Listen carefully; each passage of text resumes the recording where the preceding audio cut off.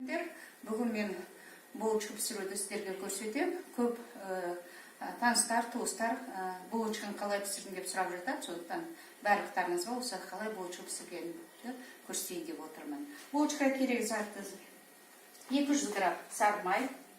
Мен 4 ас қасықпенен, мынандай ас қасықпен 4 ас қасық қант, дрожь, разрыхлитель және кішкентай, чай ас қасықпенен толып қатынан ішіне тұзымыз және 2 жұмыртқа, 200 граммдай сүт пен су, 100 граммымыз сүт, 100 граммымыз су. Сонымен қатар ұнды. Ұнды мен ешқашан өлшемеймін. Бірінші майды, мына қантты бәрін езіп дайындап аламын жұмыртқамен бірге. Сосын барып шетінен онда салып отырып жұмсақ булочка көтеріліп жақсы пісу үшін нанымыз өте жұмсақ болған дұрыс. Сондықтан біз онды мен ешқашан өлшеп қанша кетті деп көрген жоқ, ақырындап онды сеуіп отырып илей бастаймын. Қазір енді пісіру барысында өзіңіз ақырын көресіздер. Міне, бірінші жұмыртқамды жарып, 2 жұмыртқа.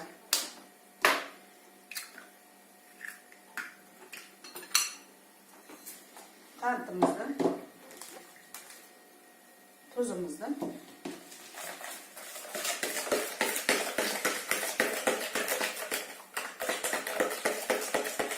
жақтап араластырып, езіп аламыз. Араластыру барысында сүт пен суымызды қосамыз. Енді майды алдын ала мен микроволновка ертіп алдым.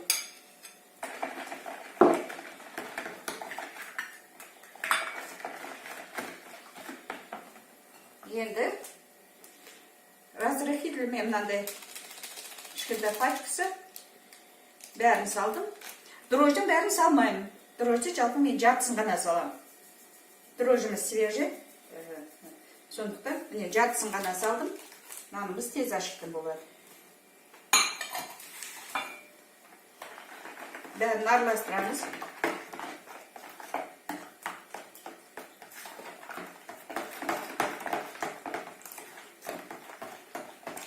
Міне енді ұнымызды илеуіштен өткізуіміз керек.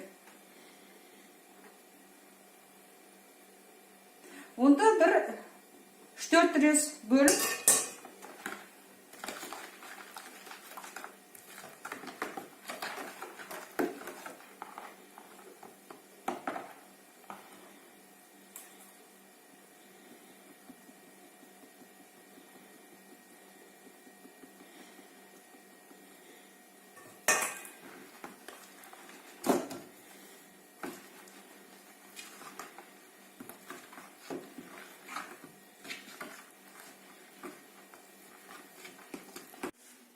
міне нанымыз ашыды.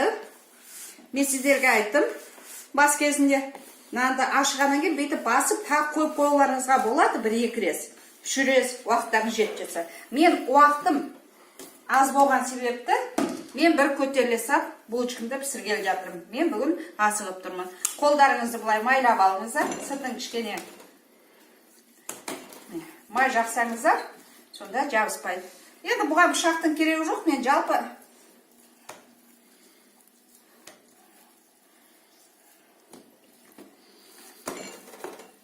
Мен жалпы булочканы ашқанда не 13, 14, кейде 15-ке шейін булочка болады.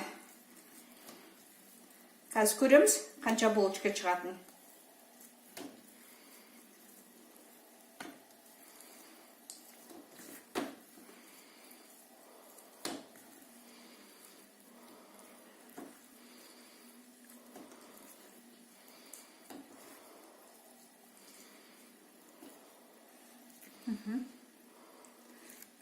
Енді